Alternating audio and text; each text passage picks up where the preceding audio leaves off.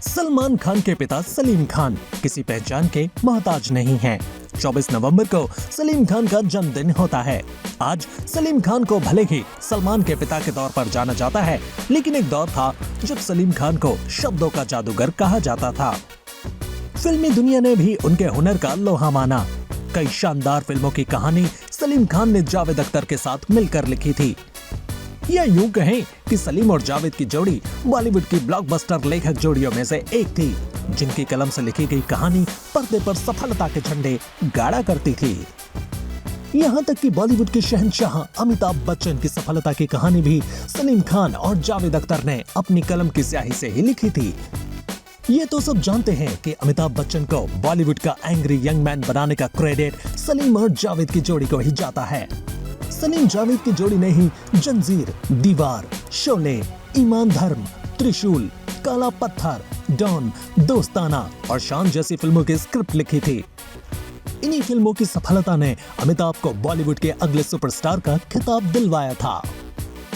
लेकिन क्या आप ये जानते हैं कि वो अमिताभ बच्चन ही हैं जिनकी एक ना सलीम खान के दिल में फांस की तरह चुभी थी। सलीम और अमिताभ के रिश्ते में कड़वाहट घुल गई थी। यहाँ तक कि सलीम और जावेद की ब्लॉकबस्टर जोड़ी के टूटने की बड़ी वजह भी अमिताभ बच्चन को ही बताया जाता है। ये किस्सा फिल्म मिस्टर इंडिया की कहानी से जुड़ा हुआ है।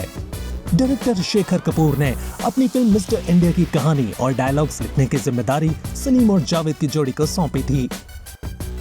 मिस्टर इंडिया की कहानी एक ऐसे नौजवान की कहानी थी जो एक गैजेट की मदद से आंखों के सामने से गायब हो जाता था। सिर्फ उसकी आवाज ही सुनाई देती थी। ऐसे में सिर्फ हीरो का चेहरा ही नहीं, बल्कि हीरो की आवाज भी इस फिल्म का हीरो थी। सलीम जावेद अपनी फिल्म के लिए अमिताभ बच्चन को साइन करना चाहते थे, क्योंकि उस दौर में अमिताभ की भारी और दमदार आवाज को कोई दूसरी आवाज मैच नहीं कर सकती थी। सलीम जावेद चाहते थे कि अमिताभ मिस्टर इंडिया का चेहरा बने, तो वो इस फिल्म की कहानी को लेकर अमिताभ के पास पहुंचे तो उनकी उम्मीदों पर पानी फिर गया। बताया जाता है कि जब सलीम खान और जावेद अख्तर ने अपनी ख्वाहिश अमिताभ बच्चन को बताई तो उन्होंने सिर्फ फिल्म का आइडिया सुनने के बाद ही फिल्म में काम करने से इनकार कर दिया। यहाँ तक कि फिल्म की स्क्रिप्ट सुनना भी जरूरी नहीं समझा।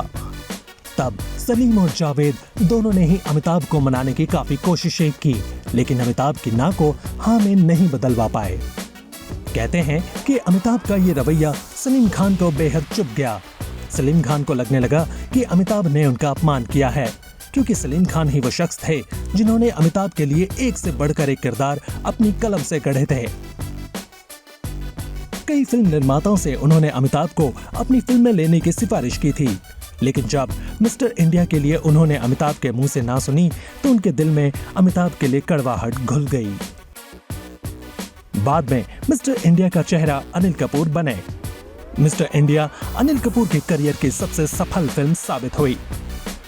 वहीं मिस्टर इंडिया के बाद सलीम खान और जावेद अख्तर की जोड़ी भी हमेशा हमेशा के लिए टूट गई।